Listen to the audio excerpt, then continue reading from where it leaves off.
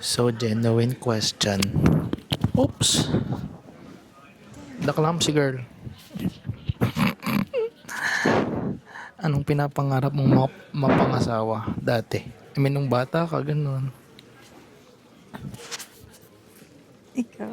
Ikaw muna, ako yung nagtatanong eh. Yes, Mike. 1, 2, 3. Here we go. Dito kami ngayon guys sa may... Hello? May iba ako. Dito kami sa may... Saya? May Changi Airport. Terminal 2. Tapos, punta namin ng... Secret. Ay, Maldives. ng Maldives later. Pero mamayang gabi pa yung flight namin. Kaso anong oras pa lang? 4:05 pa lang. Pero ang flight namin ay 9:30 pa ata. Kaya yun. Kakapin muna kami dito. Tapos balik ko ng food. Kahit kakakain lang namin. Meron kaming fries. Ito sa akin po. Sa kanya din meron siya. Ba't itong basura? Ang daming basura.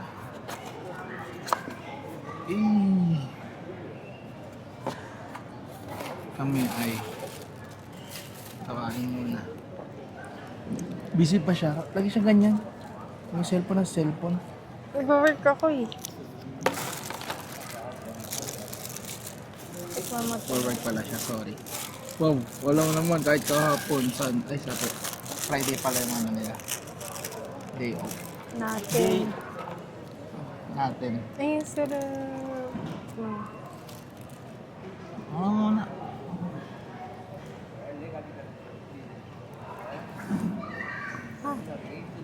Fishball. Sarap.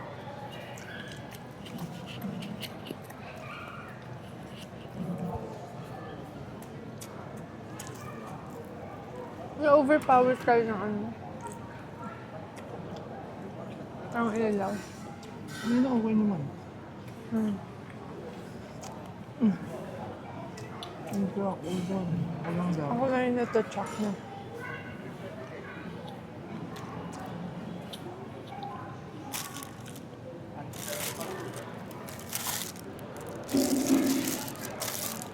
Ang ulo. Dapat yun nakalapit. Akala ko ano? Yung sa Pinas? Karyoka. Tignan mo nga, oily. Oh. Eh, Ito. ganun. Katulad yan sa sa Chowking. Sana. Hindi ko sure. Pero sana. Harap. Favorite ko to. Harap na. Bili ako mamaya. Goods lang. Dadami. Ano? Umilit.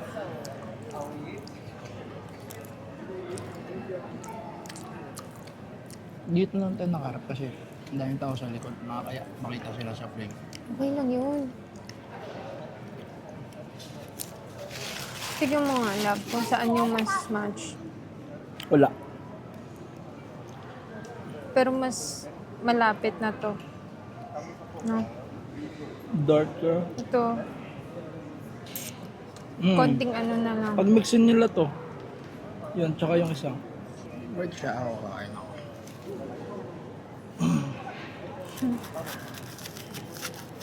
Ano? Nadurog. Kumbihira yan. Kasi ano siya, parang thin layers of something. Para siyang cross mo.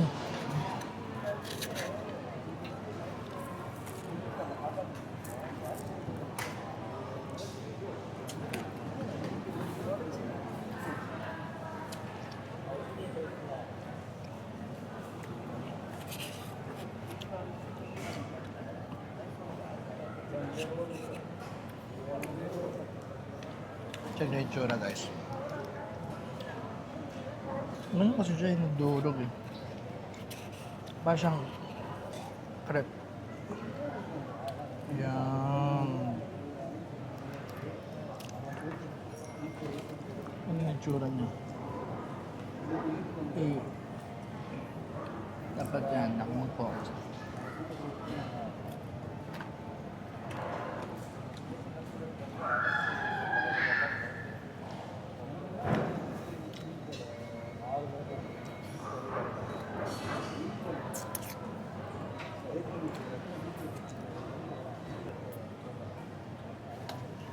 Hindi na kami nakapag-video sa Itong mga color na pinuntahan nagawa namin natin. kasi sobrang busy kami.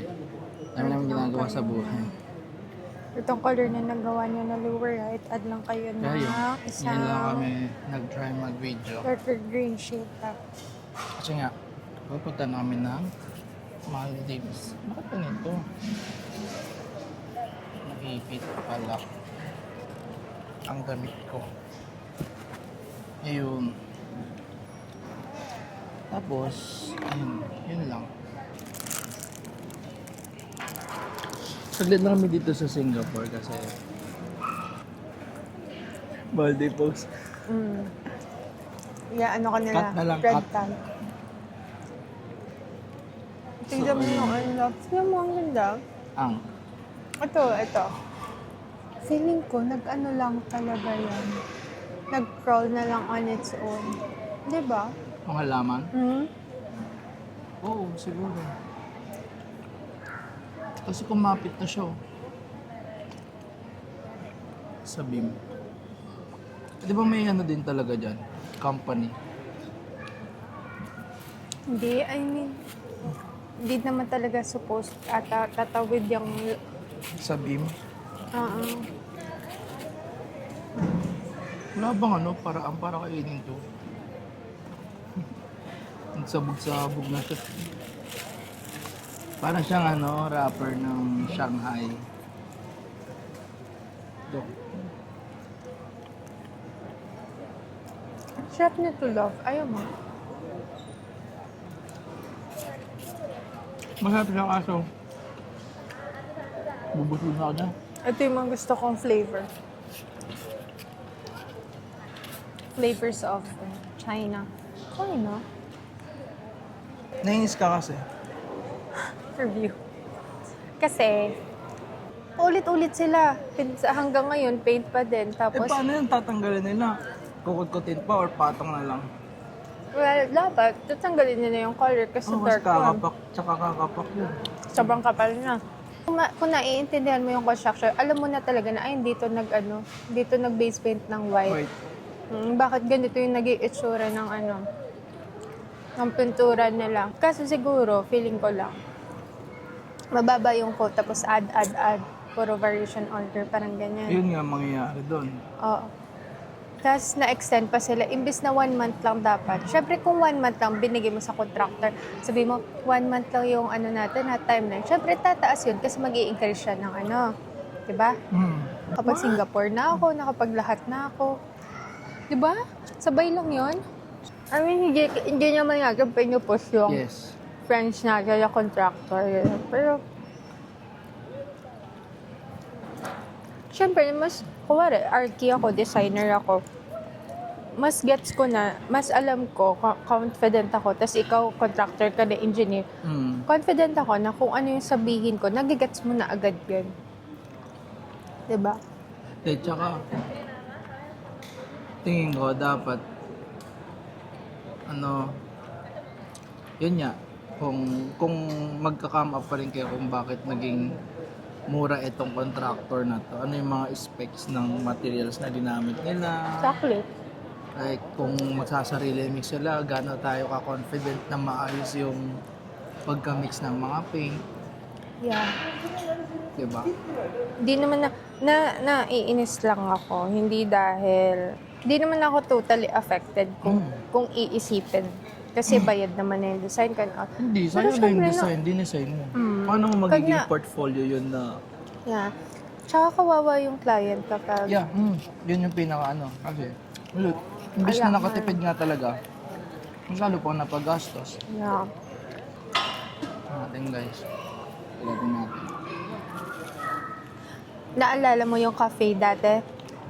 Yung, saan yun? Yung cafe sa, meron pa akong dinesign na cafe. Si Edwin yung ano, yung contractor.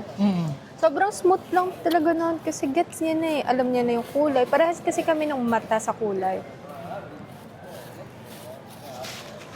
Yung ano, yung may ganyan-ganyan na concrete. Tapos may ilaw. LED. 1 month lang talaga yung work noon. Tapos na-turn over nila. Ang tagalan lang yung opening noon sa ibang aspect. Like for example, mga MEP, ganyan. Alam mo lang, feeling ko talaga, kaya ka nag-fit out. Kaya ka naging PM na fit out sa Maldives kasi ito train yung site. Yes. Tapos magiging ano na tayo sa, diba? Kasi yun Clean. talaga yung yung, hindi naman problema, but yun lang yung Challenge. lacking sa crafted homes ngayon. Wala tayong build. Hindi, tsaka mahirap maghanap ng skilled na tao. Na, Pero hino-hone kasi yun. hindi. Pero paano ko siya i-hone kung wala naman akong experience na, diba? Yun nga. So ito na yung ano, stepping stone. Stepping stone. Dapat mag-podcast tayo. Like ano yung mga sa construction. Mga challenges. Ligpit ko lang guys yung kalat. Yeah. Tapos mag-away tayo sa ano. Sa mga ideas. Hindi tayo mag-aaway sa ideas.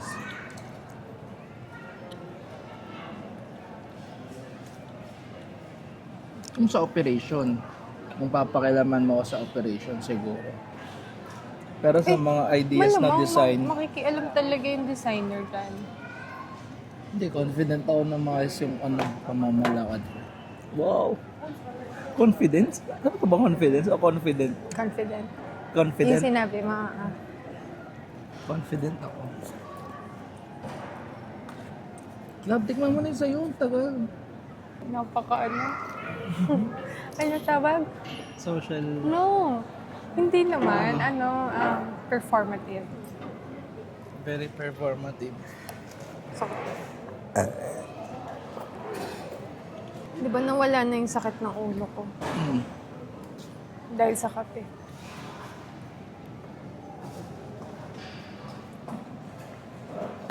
Oh my God! Bakit? Sabi dito, your flight to Mali is scheduled for 8:25.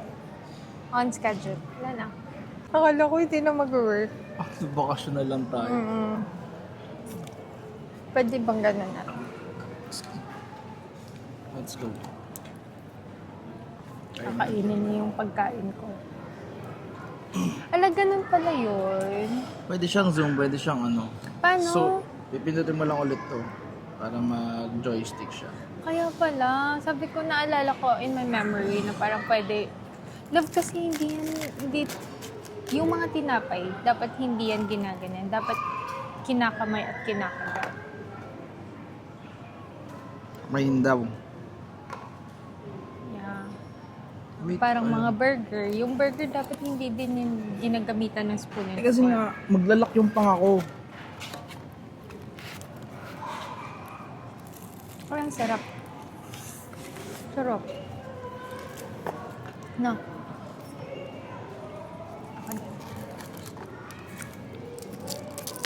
Masarap siya, pero hindi ko bet yung combination. Ano ba to? Apple.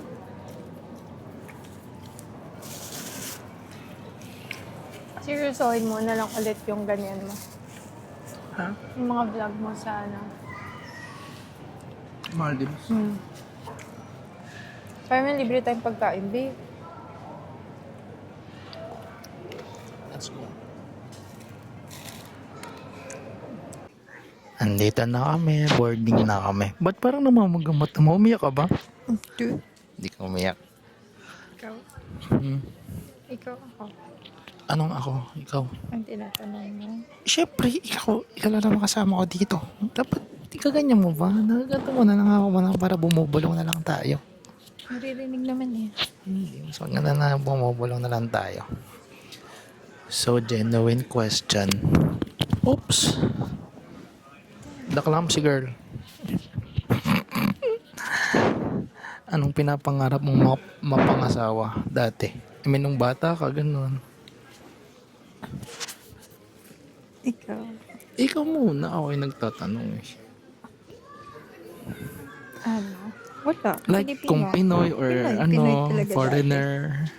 Filipino. I mean, nakikita ko yung self ko dati as wala. Pinoy talaga mapapangasawa ko. Nung bata ako ha.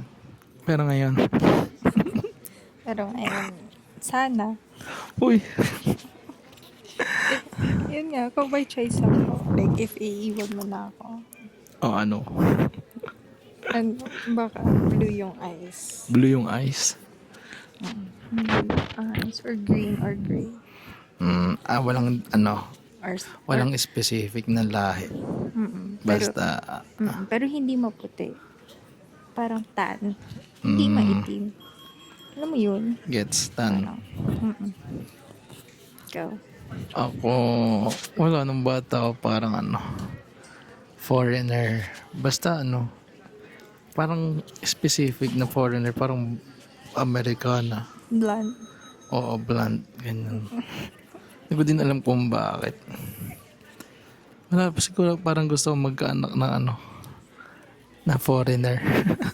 Ay, hindi, feeling ko kasi baka parang yung sa parents ko kasi sa mother ko, di ba? Hapon yung kapatid ko. So parang ako, lang.